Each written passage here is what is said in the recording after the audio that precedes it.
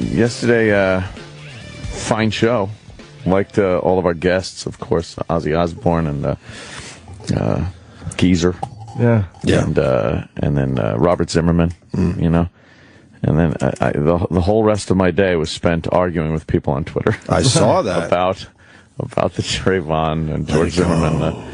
Well, you know, after you have the thing is, after you have a show like that, where, you know, Robert Zimmerman's on talking about the trial, it just is nonstop. Yeah. Like, people are mad at you, they're calling you names, and then, you know, you try to defend yourself and your point, and you realize how, you know, uninformed some people are that want to get into a debate about things and don't really know what they're talking about. So, and then you try. Like, I put the phone down and I'm watching some TV. It was kind of shitty out. I wanted to kind of hang out outside, but it's raining, right? Which is even worse because then you're just sitting there. There's nothing really else to do. And then you stare at that phone and go, and you grab it again. Yeah. And then I'm trying, you know, I throw some other shit in, like, you know, Bobo was talking about getting his goddamn learner's permit, so I was trying to find some pictures of huge pileups on the highway so I could just... See, that's nice. Tweet the picture, a little fun. And then you read something, it's like, now I got to address that. And then before you know it, hours go by, and you've been debating people at 140 characters a clip. I don't know how you do it, because, either. People make it perfectly clear they don't like you. Yeah. And, you know, sometimes you want to sit there and go, well, maybe I could turn this person around. Explain a thing or two, or give them some real facts. Yeah. And then you do that and you realize, oh, no, this person just doesn't like you and will never like you and is obsessed with you and has to fucking, you know, try to, like, turn the screws. That's what it is. And when you finally realize that, it's so freeing. You know what it to is, just let it go, because you just realize there are people out there that are just fucking jerks. But there's a whole nother aspect to it when you're in a debate about a topic. Like, but that's like debating abortion. Well, you're never gonna have someone tweet you back and go, "Oh, okay, I see it your way now." I know, but people ask me all the time, like, why are you even acknowledging this person who has 5 followers or something? And I'm like, well, it gives me the opportunity to clear up, like, misinformation that's out there. Right, because what they're tweeting might be some misinformation that you somebody just know else gets, that a lot of people have. Right. I get that. And a prime example was last night, talking about the George Zimmerman trial. And I think the biggest misconception and the biggest thing that people bring up is, oh, well, he was told not to follow. And then there's various things. By the police department, he was told to stand down. He was told to stop the pursuit. He was by an authority figure or something. Mm. So all I was doing is like, please read this. And then I tweet a link to the actual transcript of that 911 call. And you know, it's got him talking, saying, yeah, there's a person. I called the police on the phone with 911 saying, right, here it is. And then they tell him, oh, well, let me know what he does. Let me know what this guy does. And he's like, okay. Now, that would lead me to believe they kind of want you to keep the guy within eye shot if they're saying, let me know what this guy does. And then at one point they ask him, are you following him? And he said, yes. And then the 911 operator says, all right, we don't need you to do that. And then the very next line says, George Zimmerman, okay. Then there's no other indication whatsoever that he followed. Right. You actually hear the wind sound in the phone. It actually stops where he stopped walking, stopped following. Mm-hmm. But you can't tell people that. They've heard it so many times that he's pursuing, he chased him down, he was stalking. And the truth of the matter is, if you just read the actual transcript, they always leave out the part where he says, you know, well, we don't need you to do that. And he goes, okay. It's like, what the fuck? Why did you leave that part out? And no matter how many times I retweeted that in that link so people could read it, within 10 minutes, well, he chased him down. And then I feel compelled that I gotta get it out there. Keep fucking yapping about it. Well, how many tweets did you have about it? Maybe 2 or 3 or 100? It was a lot of fucking tweets. Man, you have incredible passion for this one. I do get involved. Entrenched. Yes, enthralled. You have dug in. I have. I could understand the whole phone thing. Yeah, yeah. But with me, it's Candy Crush. Right, it's Candy Crush. With me, it's Candy Crush. With you, it's like, all right, I'm going to leave this alone. I'm not going to argue with people on Twitter today or for the next hour. Right. And then you're just staring at that phone, and you're like, fuck, I got to go back to arguing. With me, it's Candy Crush. And then I was arguing. I might have to fucking go somewhere for a few days. Do you think you need like rehab? Dude, I can't fucking get past this level 147. Oh my God. And this is so mundane and stupid. I understand. Yeah. But it's the same thing. Oh my God! I don't even want to hear the sound. That's the sound. You must hear that in your sleep. Yeah, I didn't mean to do that. You must hear that in your sleep. And I can't get past this level. And I'll go, all right, just put the phone down. Yeah. 1 hour, and I'll look at the fucking clock. Yeah, yeah. I don't make the hour. I think I might be a little addicted right now. How do you get out of this? You're stuck. See? This is why I do not play video games. Because over the years, people go, man, Ant talks about video games. You know, what games do you play? And every once in a while, I'll get hooked on one. Like, mostly it's Tiger Woods golf. Yeah. But those other ones, man, I'd be in deep fucking trouble. Leveling up and things. Yeah, because, you know I know I got a little of the OCD in my own stupid brain. We all do, matter of fact. It's how you control it. Yeah, yeah. But with me, that's the trigger. Fucking video games is the trigger for my OCD. Especially that type where it's, you know, the leveling up. You gotta, I gotta hit that next level. And then it gets to a point where you're now in a trance. With me, it's a trance. There are days I'll go, all right, I'll just play a little, and I can. And I'm like, all right, bye. Yeah. But if I play long enough, something fucking goes off in my brain, and now I'm in the trance stage. Nothing else. And it's just over and over and over and over again. Yeah. So I can relate. It's just like what you yeah.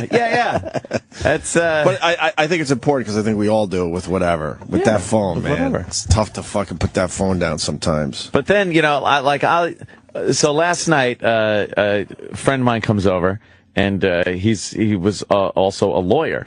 Right. You know, he passed the bar. He was a lawyer for a while, and then we just sit there and discuss the fucking the George Zimmerman case, and go back and forth with like what's up there and speculating and stuff. So I'm but like, you guys are both on the same side. Would it be a better debate if you had someone that was maybe for the other side? No, he doesn't really had more intelligence. He doesn't really have an interest either way in a side. Oh, okay, fair enough. And I'm not really. I'm not trying to do it as I have a side. I'm really just trying to do it as here's the deal. It's like the Casey Anthony thing. You know, I was fully involved in that one. I like. But we all know why. Well, you know. Yeah.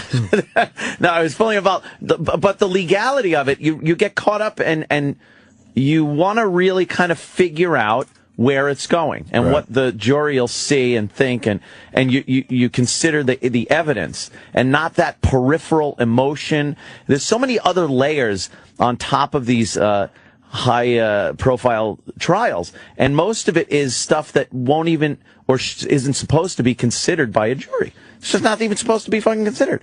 And this has a lot of that. The real goal here is to have the jurors pay attention to what would probably amount to less than 20 minutes of time. Not what Trayvon was doing in school and growing up doing and saying, and not what George Zimmerman, his past had, not what happened after with the police and no arrest having been made and all that. You got to focus that jury on 20 minutes of time in that night and every progression that their contact made throughout that time. And it's very difficult when you have race involved and people are very passionate about it. Right. You know, so jury selection is going to take forever to find those special like people. 2 weeks. Yeah. Is that a long time? Yeah, I guess it is. The problem is the public, they've already made up their minds.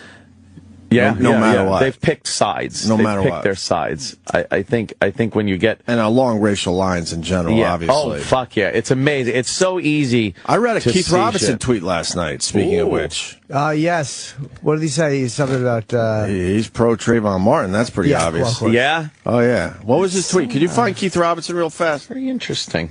Yeah, I started following him. I didn't realize I didn't follow Keith on Twitter. I don't know. I was like, oh yeah, I got to follow Keith. And the motives of support are what was his last tweet? Unless he probably tweeted since I read it. Give me a swirl. I need another swirl. Yeah, go down a little bit. Where was it? Time a bit. George Zimmerman, motherfucking razor. I didn't see that. I don't know if I follow him. I'm gonna have to fucking. Well, I would like to get his take on it, motherfucker. Because a lot of people were asking after. Oh yeah, okay. George Zimmerman. The only thing worse than an asshole cop is an asshole who thinks he's a cop. Watching his dumb face on headline news. Yeah. There you go. Full of facts and accurate depiction. Yeah, but I would love to get him on the phone and talk to him about it.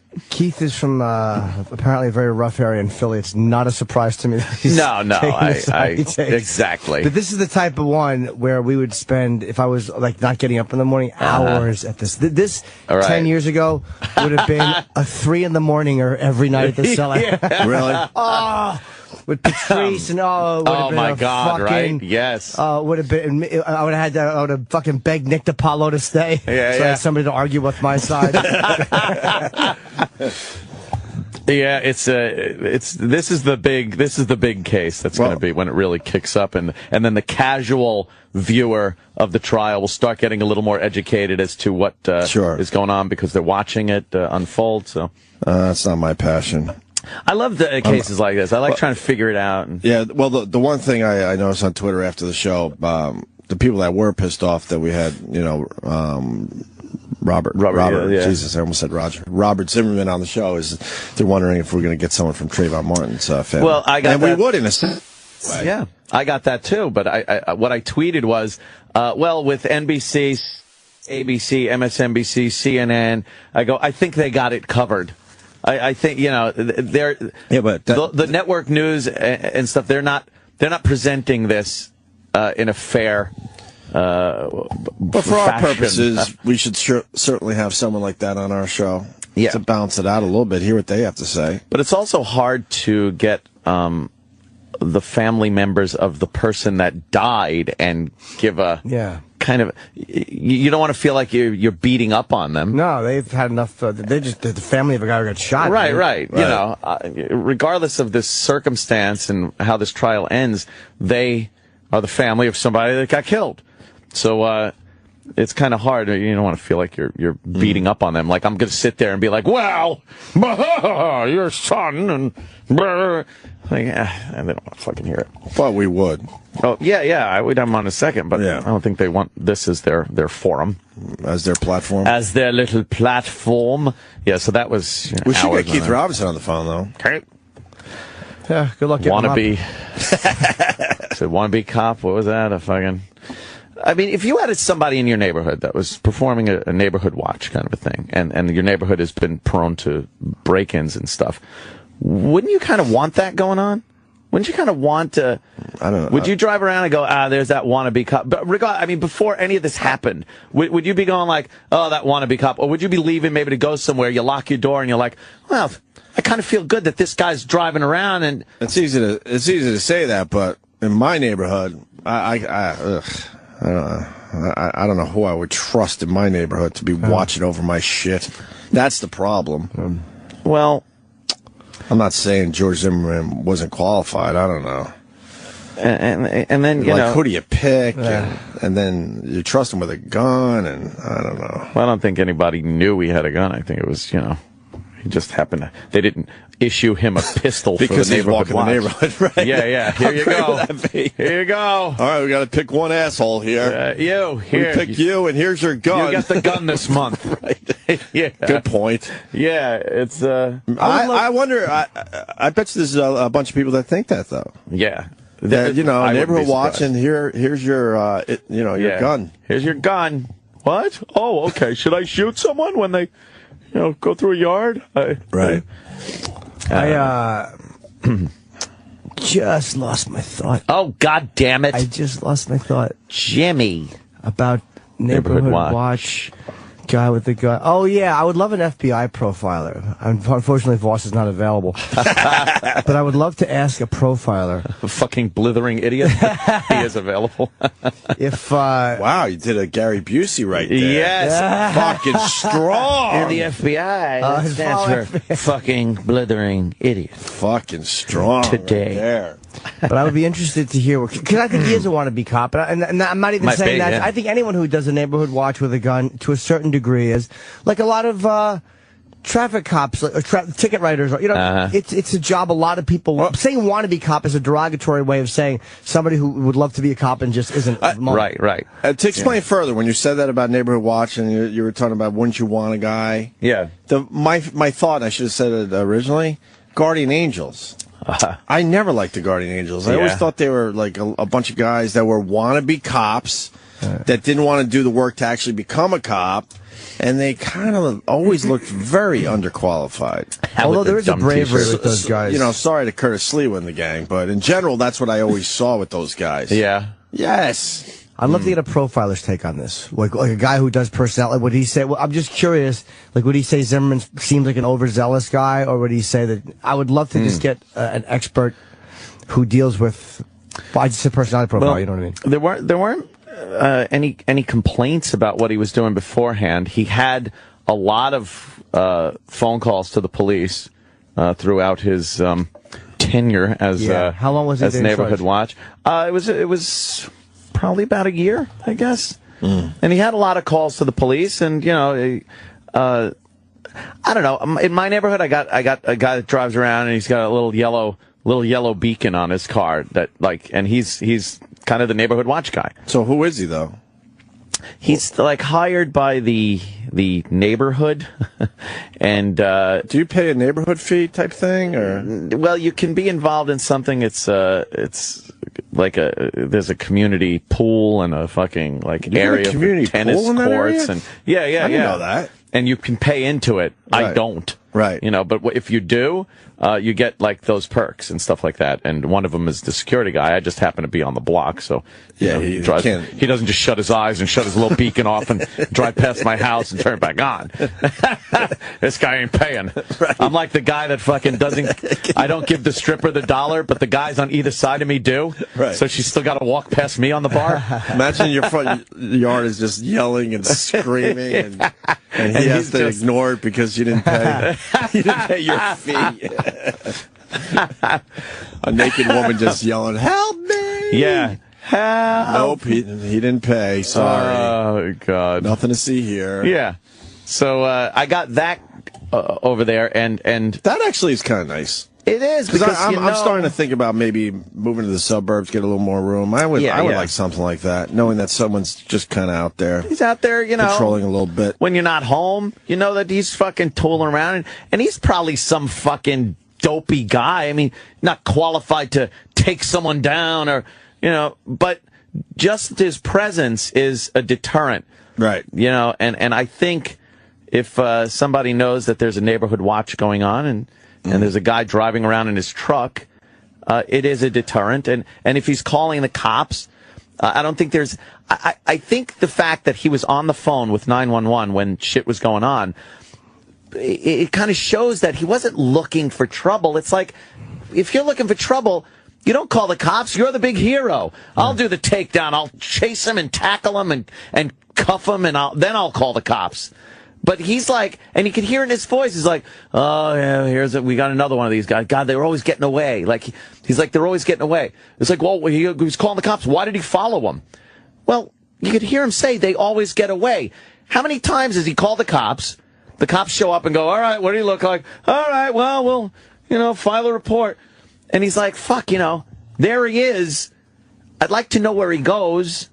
Now, how many times did he call the cops? I'm not sure actual numbers. I'm sure that'll come out. I'm curious to how many times he's called the cops and how many arrests it led to. Maybe none, but was he one of these guys, like they say, and again, he's not but certain people inject, like serial killers, and again, of course, inject themselves into the investigation because they want to have some sort of relationship with the cops. That personality, again, he's not a serial killer, but like, is he the type that just wanted to be an officer and was just always trying to communicate? Yeah, I don't think there's a history there of really this overzealous, over-the-top crime-fighting guy. I mean, anything I've heard, it's simple driving around, and if he sees something he deemed suspicious, he'd call the cops. He wasn't throwing himself in there and drawing his gun and saying freeze. And, it's it seemed like what any neighborhood would want somebody to do if, there's been break-ins in the neighborhood. Well, more importantly, how many hours are you going to spend on this today? Oh, my God. You know what, though? Today is supposed to be a nicer day, right? Okay, good. So, fucking poolside. Which doesn't excuse me from Twitter, because I will lay on that fucking chair, and I'll be totally tan except for my neck, where I'm laying on the chair looking down like this. Right. So my neck is totally white, and everything else gets tan. You get a red forehead? Yes. Got Keith Robinson on the line. Oh. Yo, Keith. What's up, man? Hey, buddy. Did we wake you up? No, you know what? I was watching Weird Science. That is a good one to pop on early in the morning. Science. Nice. Well, I read your tweet about George Zimmerman last night. And he bugs me. That guy bugs me. He bugs me. I understand. And we had his brother on our show yesterday. Oh. Yeah.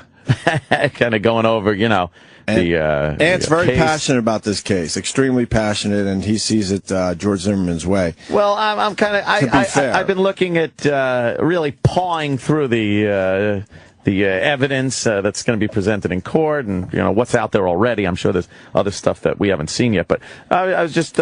But why does he bug you? I loved your Why tweet. does he bug me? First of all, here's the first thing. Yeah. No man would even admit that's a real man. That I was the guy screaming in that tape. It was me that was screaming. It wasn't me. Who does that? Who does that? And goes, I was the guy that was screaming. It wasn't a 17-year-old. It was me. That's some bugs. I'm like. He's bitch-made. I can't stand him. He's a bitch-made dude. I hope his brother's listening. Your brother is a bitch. Jesus Christ. I love it. We kind of needed you yesterday, Keith. It was very one-sided yesterday. Why can I be that? That's to show you who he is. His fat, stupid face bugs me. Now, taking away the he's a bitch and his face bugs you and his screaming, like purely based on evidence-wise, do you think he's going to be acquitted or convicted? I think evidence-wise, well, yes, I do think he probably will be acquitted because people don't look at things how they're supposed to look at it. This guy had no business following this kid. Now, he really didn't follow him, if you look at the evidence in the 911 call. When the 911 operator said, are you following him? He said yes. The operator then said, we don't need you to do that. And he said, okay. And there was no more following. Here you go. Uh-huh. Do you believe that? Yeah, but you know why? Because every bit of evidence supports that. Where he was at the time, he was still on the phone with the 911 operator. There wasn't any sign during the rest of that phone call that he was in pursuit of anybody. But here you go. Yeah. Think about it. How did he get attacked, and why did he get attacked? Well, that's just he had to do something to get attacked. Well, it looks to me that Trayvon did not like that this motherfucker was eyeballing him, and you could hear. He couldn't see. See, now you got to know. Now I got to take you through a journey of a black guy walking from a white guy. Let's go through this journey. All right, Hispanic guy. Come on, calm down. White Hispanic. White Hispanic. I'm going to take you guys like I'm a profile this whole case. Okay. All right, I'm walking to a neighborhood, right? I'm going to a neighborhood, and it ain't just eyeball. How am I going to eyeball a guy that I don't even, if he's not following me? I'm looking, now I'm nervous because I'm like, what the hell is this guy doing? First of all, I got to recognize that he's following me. Mm-hmm. That's the first thing. I got to go, wait a minute, is this guy following me? And I'm walking. I think this son of a bitch is following me. I was walking through the Washington Square Park, and I'm on the phone. This is a true story. And the guy, I told the girl on the phone, I said, look, this guy said he's following me. And he was just walking right by. So I took my belt off, I had a belt, wrapped it around my hand. I turned it to the guy. This guy stumbled all the way through the park. He was following me. So in order for me to even think about attacking you, I got to understand what you're doing. Mm-hmm. Trayvon wasn't the pursuer. He wasn't the aggressive one in this situation. George Zimmerman was. But he was just looking. He was watching to see if he was up to any shenanigans. Oh, you know what? Come on, guys. You're not that naive. No, he was just watching. He could watch from his house. Nah, you drive around. The neighborhood had break-ins before, and if you want to do some profiling, perhaps he was profiling who's been breaking into the fucking houses. Well, see, but you do some profiling by call the police. That's their job. He did. He absolutely did call the. He was on the phone with the cops, with the 911 operator. Then how did if he's that guy that you think he is? How did he get his ass whooped? If he just followed him in his car, what, the guy open his car door and go, come on out the car, I'm about to whoop your ass. Well, here's the deal. When he was talking to the 911 operator and she said, we don't need you to do that, he said, okay. He was walking back to his vehicle, and that's when Trayvon ran at him and punched him in the face. And started beating his... Is this the white guy in the suburbs version of it? Beating his face. Well, let me tell you something. The white guy's suburb version is the one that's going to be presented in court. I'll be honest. That's the one part of it that I've had a big problem with, was how, if Zimmerman was outside, I could almost believe he turned around and went back to the car. My big problem has been, how did Trayvon Martin get to him without him seeing it coming? Like, if he lost him and he couldn't find him, like, hey, where is this guy? And was going back to his car, how did Trayvon run up on him from however many feet away? That's always been the problem I had with it, is that part right there. Well, you'd have to look at the layout of where they were. There's he lost track of where Trayvon was. He didn't have an eye on him the whole time because he stopped following him when the 911 operator said stop. I can't believe that. Listen to me. If you ever been followed, take it from an expert in being followed in Chinese stores, wherever I've been followed.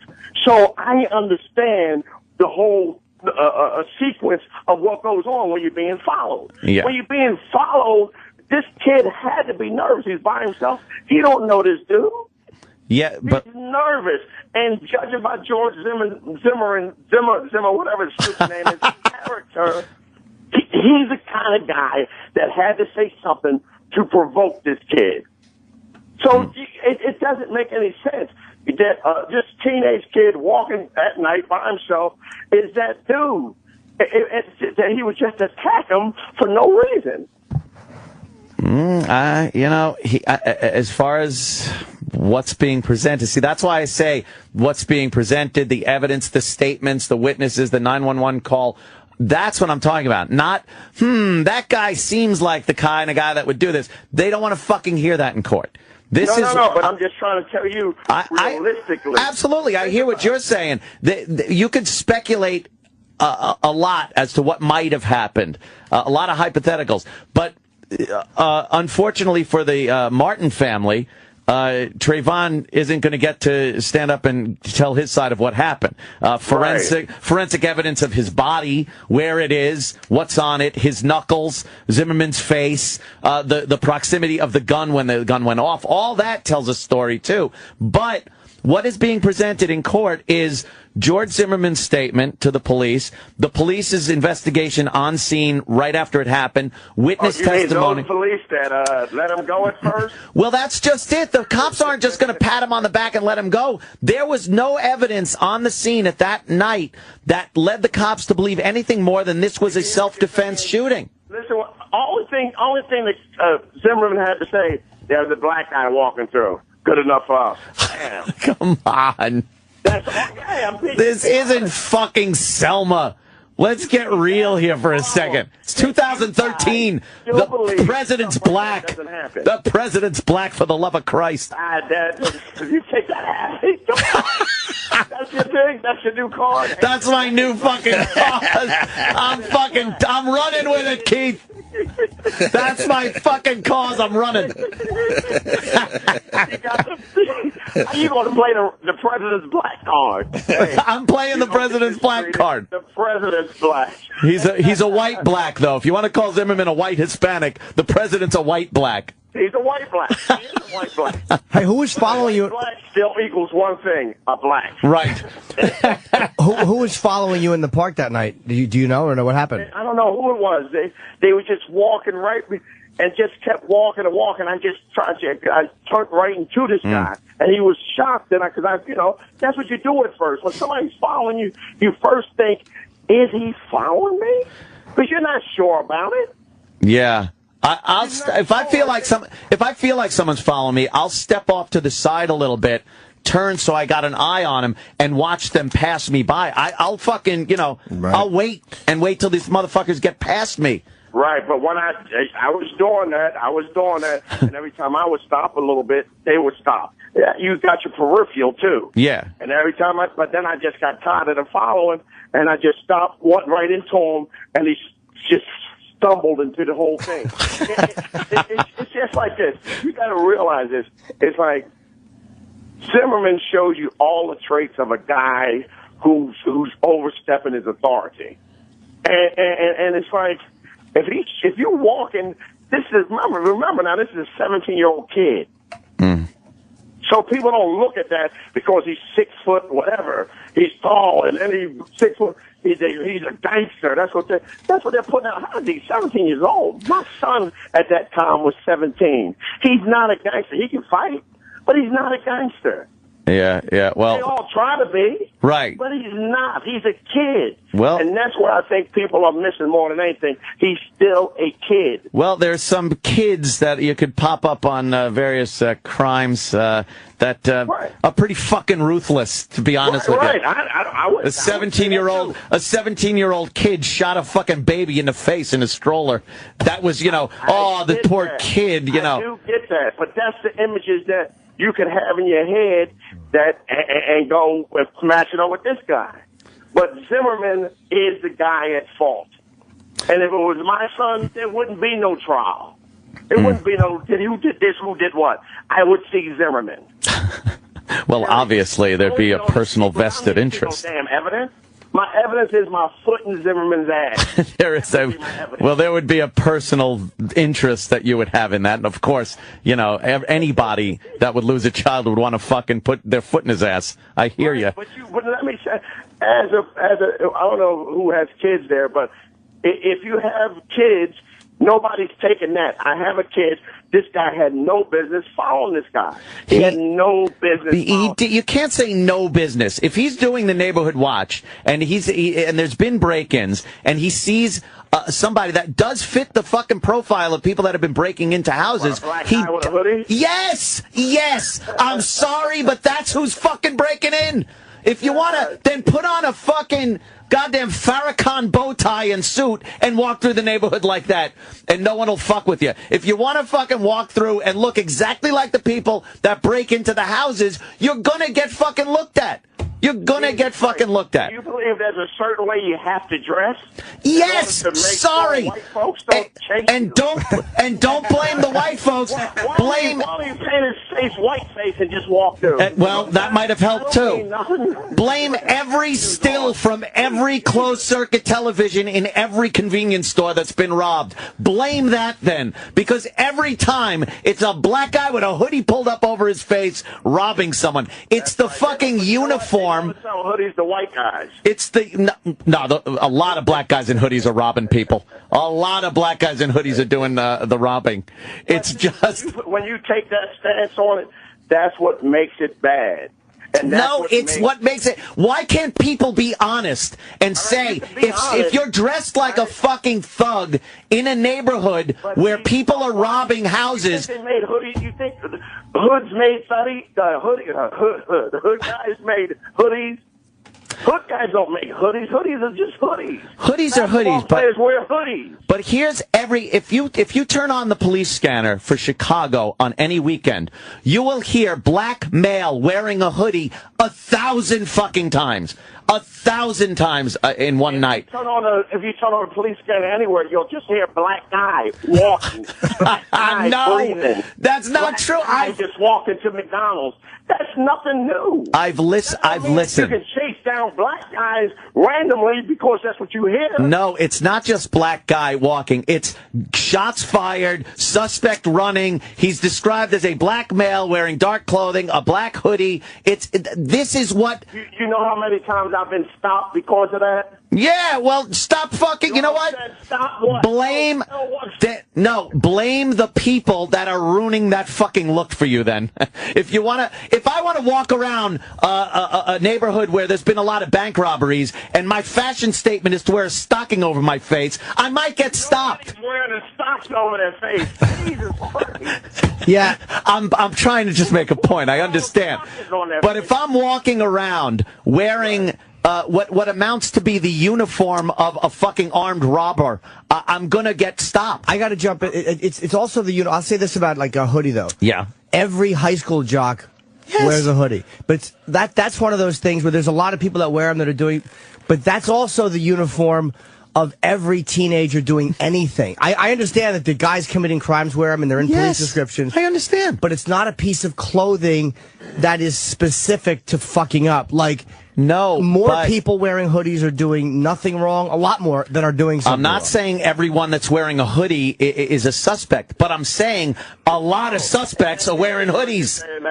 No, but it's a backwards. With a hoodie. It's a backwards thing. I said that. It's not that everybody wearing hoodies is a suspect, but a lot of suspects in robberies and break-ins wear hoodies. But that's like saying blue jeans. Like if a guy's walking through a neighborhood with jeans on, like because hoodies and jeans. It's such a nondescript piece of clothing. It is. It's just something you wear when you're cold and you keep your hood up. You're cold. It could be raining. I understand. Look, I'm not saying this is something that's great, but I'm just being honest here. This is a look that is now suspect. Honestly, got us to put it in the other thing when the D.C. sniper was doing it. All they was looking for was white guys.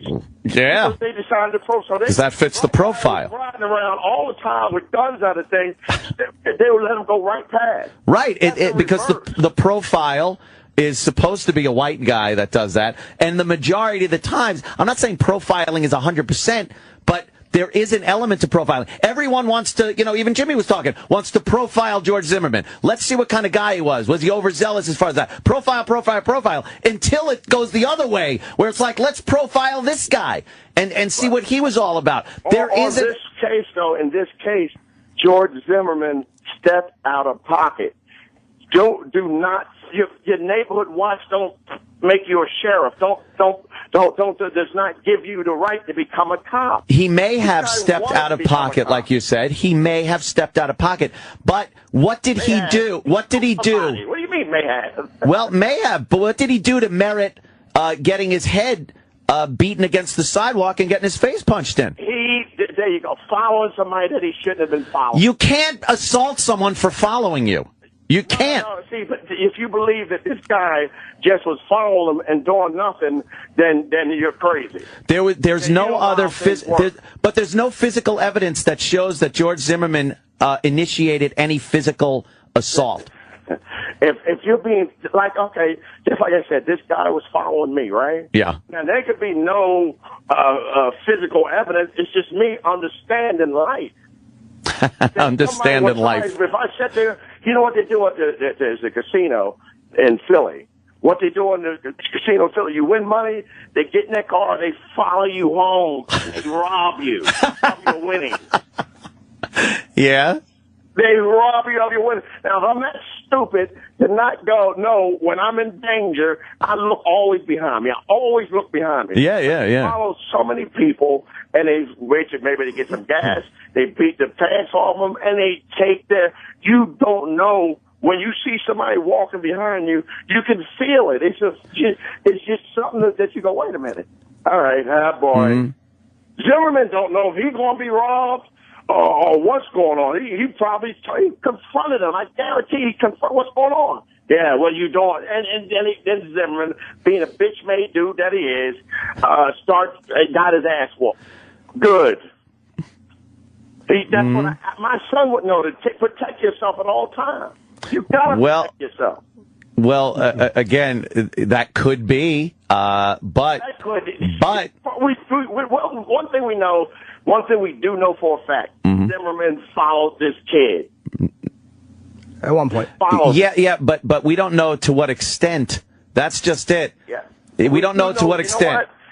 If you real with yourself and understand how things, we do know to what extent. This guy just didn't turn around and just run after a guy that's not doing anything. He might have not liked the way Zimmerman was eyeing him up. And he might have felt threatened and overstepped his bounds by lunging out and just punching Zimmerman in the face, because he did have kind of a penchant for fighting. He was in trouble in school for fighting. He got in trouble. He got suspended for having an altercation with the bus driver, fighting.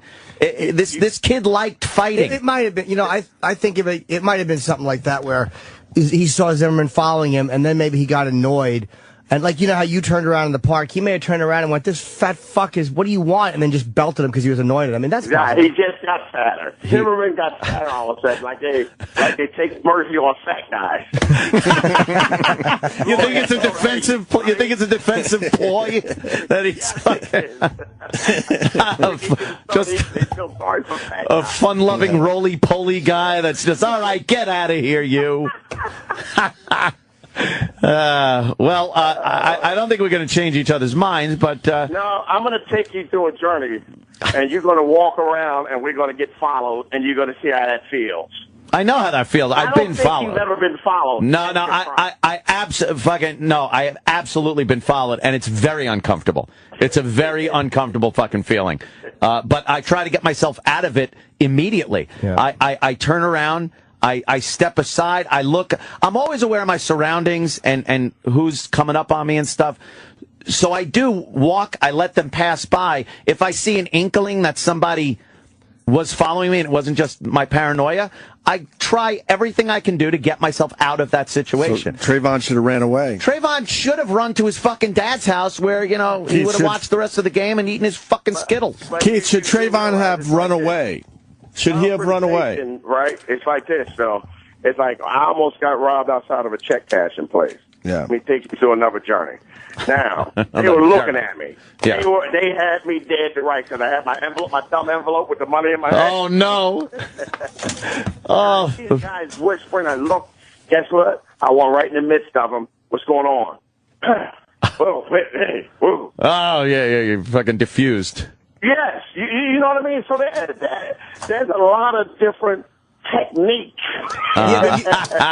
You're not that common. Like you're also the guy that when the hooker you called wasn't the one you called, and she said, "Give me the money, I'm going to get my boyfriend." You said, "Go get him."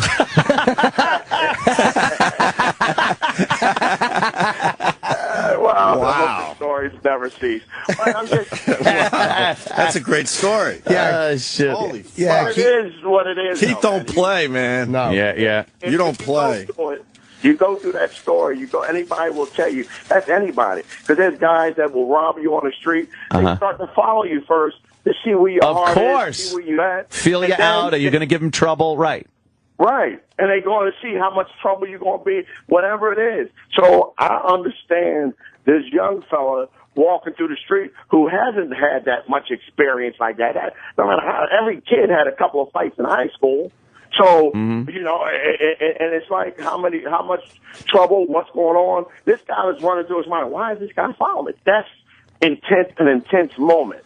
Exactly. I'm learning a lot here today. I got to jump in for a second, Keith. In the black culture, like, why wouldn't you guys just run away? Like, I know enough white people where if we're in a situation, if we're in a situation like that, I know 9 out of 10 times we're running the fuck away.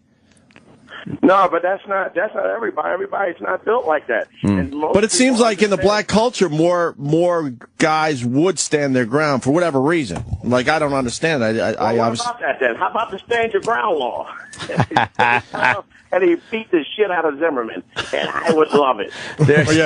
Yeah, I don't think stand ground applies to people following you. There just seems to be less fear in those situations. I just know. But see what you did? I brought you to that. You said, why wouldn't you just run away? Yeah. Why would you stand your ground? But then when it works for that, you go, no, let's not stand your ground in that situation. Well, what is it? But it isn't. You can't. There's no following someone, regardless if he was following him or not. Taking this case out of it completely, following someone in and of itself is not a crime. It's not even a situation where you are then entitled to physically assault someone that is following you. Look at the paparazzi with celebrities. They can't just, and if that isn't fucking a definition of stalking, but they cannot turn around and punch the fucking photographer that is literally on their ass the entire time they're walking. You can't punch them. So again, if Zimmerman, even if he was following him and overstepping his bounds and whatever, it does not give anyone the right to then punch him in the face. Okay, Zimmerman wasn't just following him. Zimmerman well, now again you're speculating. No, I'm saying he had a gun on him, right? He did. He did. Okay, so what do you think a guy with a gun's intent is? Well, a guy, I don't think you understand until you have a legal gun. No.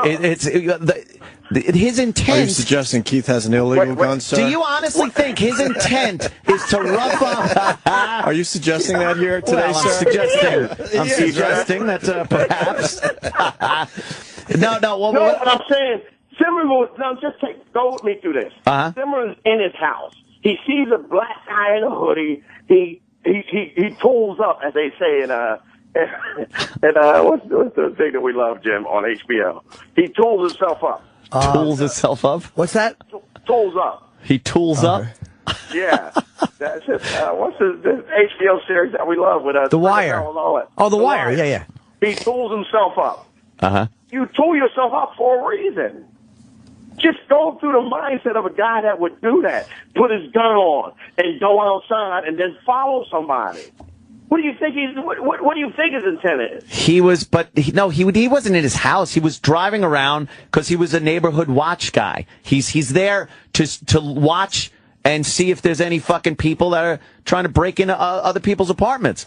That's what his job was that night. Right. His job description is to follow a guy with his gun that he thinks is suspicious. That's his job. Well, to call the cops, which he did. Right. He's done That's his major. Call the cops and sit still and sit where you are and then go from there. No, call the cops and keep an eye on him so when the cops do show up. How did he get his ass whooped if he's driving around? Well, he got out of his car. He was keeping an eye on him while he was on the phone. Come on. This is what's going to be presented in court.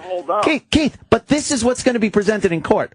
And it's backed up by the 911 call where he's on the phone with the 911 operator while he's fucking looking and following him at that point. The 911 operator says, we don't need you to do that. And by the way, that was for his safety. Not for the unknown suspect at the time. The unknown subject. I once said suspect. But Trayvon at that point was an unknown subject. And the 911 operator didn't tell him, we don't need you to do that to protect the unknown subject. It's, look, we don't need you to be following someone and get your fucking ass handed to you. So wait for the cops. He says, okay, stops following him.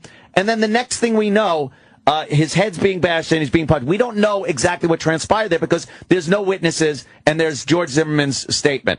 Now, what you want to take your white logic out of it, and I'm going to remove our black and white logic. All right, and we could just go to real logic.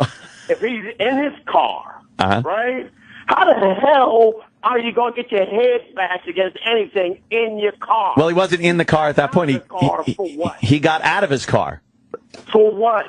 To see where Trayvon was going, so when the cops got there, he could go, he went that way. What did I just say? Didn't I just say take that white logic out of it? That's what happened. That's the testimony. No, you gave him a reason why he did it. He got out of his car to be the jackass that he is, and he had that gun confidence.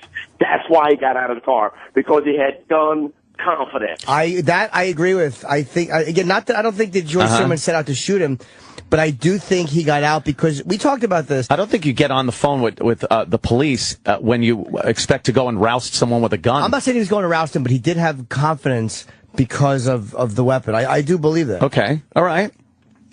I'll give you that. Well, what did you think you would get out of the car, with just about a handkerchief? I was just hoping that where you going at? Come on, he had to say something to this kid. Well, you know what? That isn't going to be in court. That he had to say something, or he said something. I understand. I understand that there's a court right now. There's a lot. We're on the O&A show. I understand, but that's what I'm trying to present this in a very unemotional way. What I've noticed from a lot of black guys and black chicks that tweet about this case and want to discuss it is that it is pure racial emotion coming through on both sides with very limited factual information. I'm just trying to stick to what is going to be heard and how a jury is going to look at what they're presented, not what might have happened, not what he was like or what he was thinking, why he was out of the vehicle. All that stuff is going to come into play, but you got to take that emotion out of it. I just told you, I removed my black emotion, but you're incapable. Your white emotion. You're incapable of removing your black emotion. You may have a point. We got to hang out and have a swirl or two, Keith. I'm going to watch Weird Science again, damn it. All right, man. I'll see you later, man. Keith, thanks for the great phone call, man. Take it easy. Keith Robinson, everyone. You got a plug, Keith? Yeah, my plug is, what's my plug? No plugs. I ain't got no plugs. Oh, damn. Fuck. All right. See ya. All right, Keith. One thing out there. One Keith Robinson. One Keith. I'm following Keith, so I got to fucking pop him up. Yeah. Yeah, you can check the people I'm following, and Keith. I didn't realize I wasn't following you, and I saw your tweet on my phone. Yeah, I saw it last night. Well, don't follow him. He'll fucking punch you. Oh, I know. Keith punches you if you follow him at the cellar. Twitter's too low, man. I think that Twitter's going to be connected to whether you can even get health care. Let's get Keith Robinson's numbers up today, man. My numbers up. Yeah, let's get them up. All right, thanks a lot, guys. See you, man. Keith Robinson. It was funny when Keith said that. The fucking guy should be calling us. He's good, man. I love Keith. He's but it was a very funny expression. A bitch-made dude. Like, no white guy would ever think of that expression. Right, That's just a great expression to use for a person. He's a bitch-made dude. Kenny? It's great. If I may put my 2 cents in. Sure, Kenny. I don't want to belabor the point, Anthony, but once again, I disagree with you. Okay. And I side with Keith. It's not black emotion. That busybody should have minded his own business. And I absolutely see that both people in this situation obviously made a mistake because one is dead and one's on trial for his life. I think what was Trayvon's mistake? Trayvon's mistake was punching him in the face. Was punching George Zimmerman in the face and then bashing his head against the sidewalk at some point. A physical altercation for just following somebody, or even if he said, "Hey, motherfucker, what are you doing in this neighborhood?" Which isn't really indicative of what he was about. There's no history of him harassing people in his neighborhood. Where was the incentive for Trayvon to punch him? He did. This isn't speculation. He did assault George Zimmerman.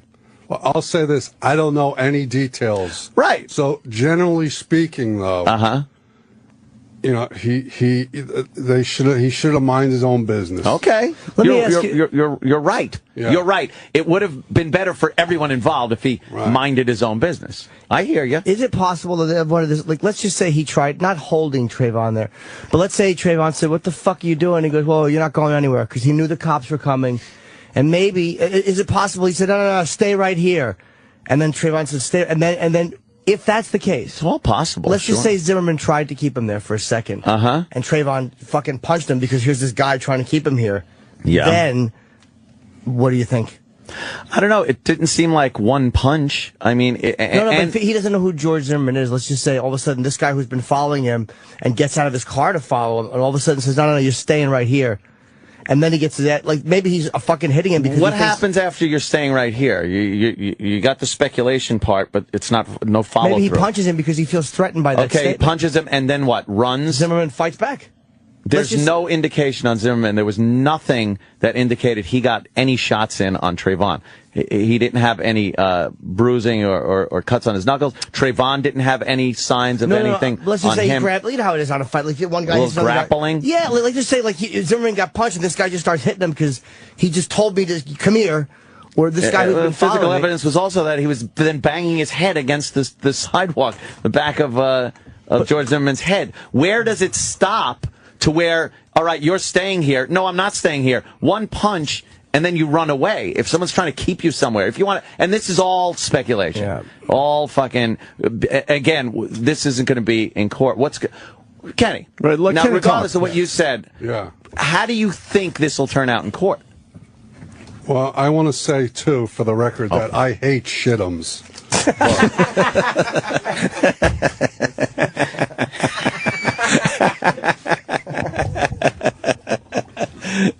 Which makes this more interesting that Kenny's speaking up. Yeah. Right. We know he hates shit'ems. You gotta take a step back. What's with this neighborhood watch? Was this like a condominium association that had an organized thing? Mm-hmm. And how do you know that Zimmerman had any type of power? Was he wearing a uniform or anything? He doesn't have any power. No, there wasn't. He has none. Zero. Well, I mean, in that whole neighborhood watch world. Yeah, how do you even know what his intention is? Does he have a uniform or not?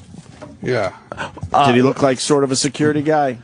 No. He looked like Plain a fucking clothes? regular guy. Exactly. Yeah, that's not. He didn't have any authority. No authority whatsoever in that neighborhood. This is even though I liked Robert Zimmerman when he was in it. There's certain things that make it really hard. Like the moments that you and I argued about or talked about, and then Keith brought up was that moment of him. You have gun confidence. You get out of the car. And that moment where how does Trayvon get to you?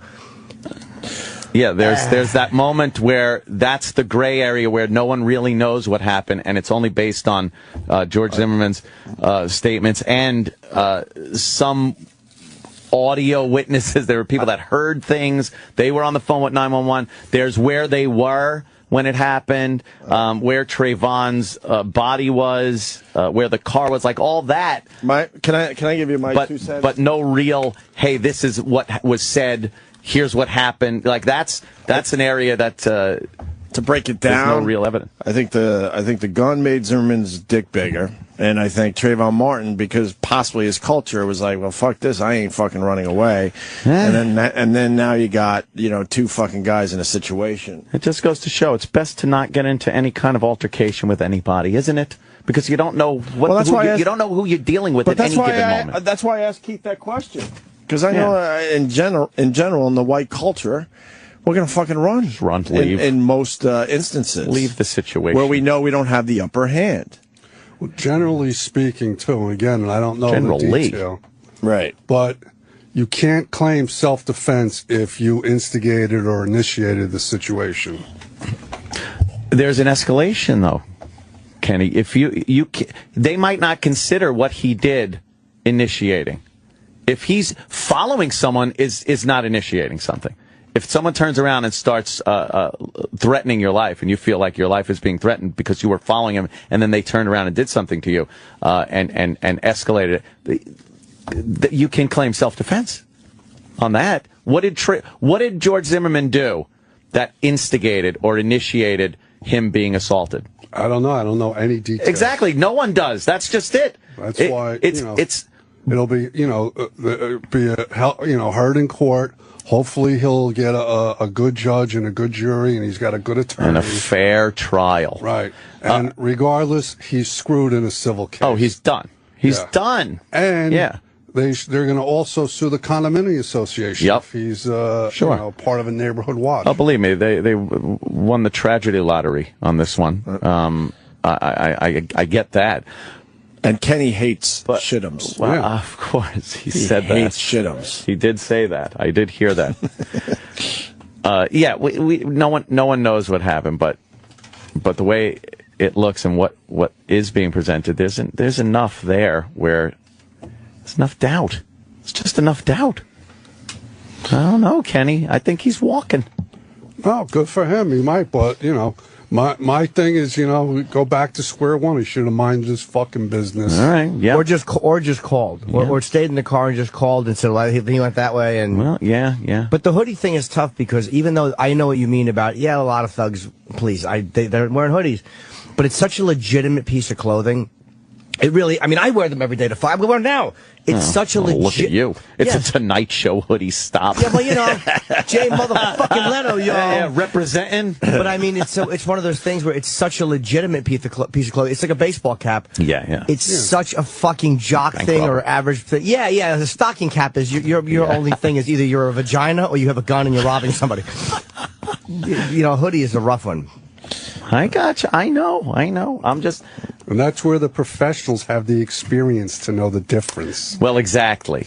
In the sixth sense. Yes. Intuition. Right. And you got a lot of material today for your fucking Twitter, man. Oh, forget about it. I'm poolside today, friends. Holy fuck. Poolside. Can't wait to read some of the tweets today. Don't be a bitch-made dude. A bitch-made. Motherfucker's a bitch-made dude.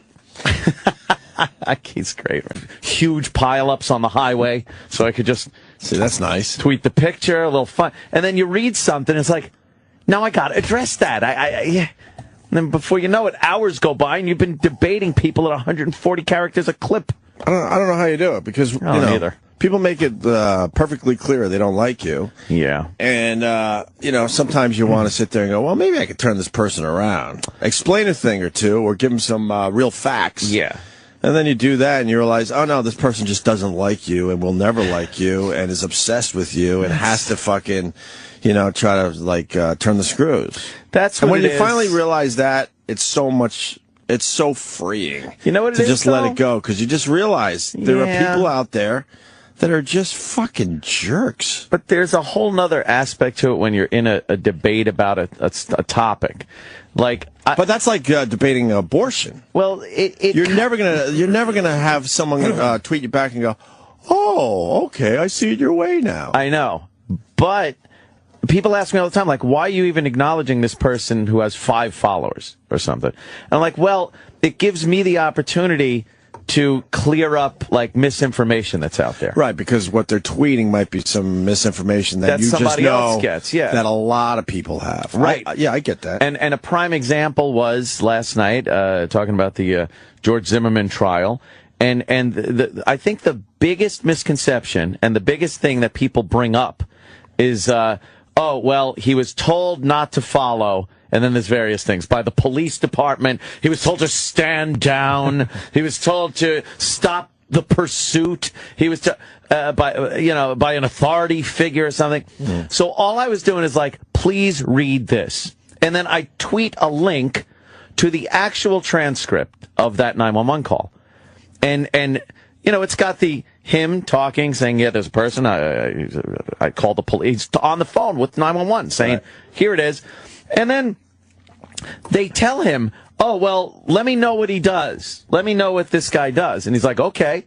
Now, that would lead me to believe they kind of want you to keep the guy within eye shot if they're saying, let me know what this guy does.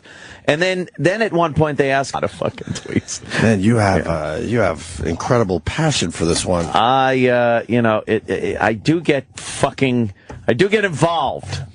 Entrenched. Yes, enthralled. You have dug in. I have. I can understand the whole phone thing. Yeah. But with me, it's Candy Crush. Right, it's Candy Crush. With me, it's Candy Crush. With you, it's like, all right, I'm going to leave this alone. I'm not going to argue with people on Twitter today or for the next hour. Right. And then you're just staring at that phone and you're like, fuck, I got to go back to arguing. With me, it's Candy Crush. And then I was arguing. I might have to fucking go somewhere for a few days. Do you think you need rehab? Dude, I can't fucking get past this level 147. Oh my God. And this is so mundane and stupid. I understand. Yeah. But it's the same thing. Oh my God, I don't even want to hear the sound. That's the sound. You must hear that in your sleep. Yeah, I didn't mean to do that. You must hear that in your sleep. And I can't get past this level. And I'll go, all right, just put the phone down. Yeah. 1 hour, and I'll look at the fucking clock. Yeah. I don't make the hour. I think I might be a little addicted right now. How do you get out of this? You're stuck. See? This is why I do not. Yesterday, fine show. Liked all of our guests, of course, Ozzy Osbourne and Geezer. Yeah. And then Robert Zimmerman, you know. And then the whole rest of my day was spent arguing with people on Twitter. I saw that. about the Trayvon and George Zimmerman. Well, you know, after you have the thing is, after you have a show like that, where, you know, Robert Zimmerman's on talking about the trial, it just is nonstop. Yeah. Like, people are mad at you, they're calling you names, and then, you know, you try to defend yourself and your point, and you realize how, you know, uninformed some people are, that want to get into a debate about things and don't really know what they're talking about.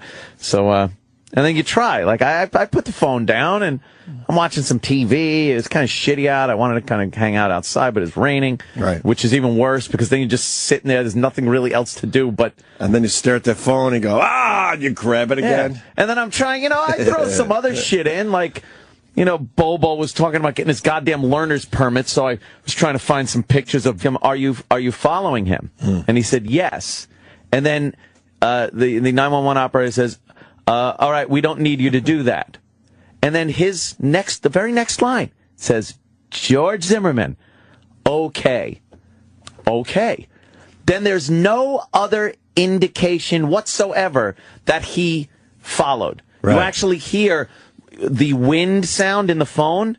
It actually stops where he stopped walking, stopped following. Mm-hmm. But you can't tell people that. They've heard it so many times that he's pursuing, he chased him down, he was stalking. And the truth of the matter is, if you just read the actual transcript, they always leave out the part where he says, you know, well, we don't need you to do that. And he goes, okay. It's like, what the fuck? Why did you leave that part out? And no matter how many times I retweeted that link so people could read it, within 10 minutes, well, he chased him down. And then I feel compelled that I gotta get it out there. Keep fucking yapping about it. Well, how many tweets did you have about it? Maybe 2 or 3 or 100? It was a lot.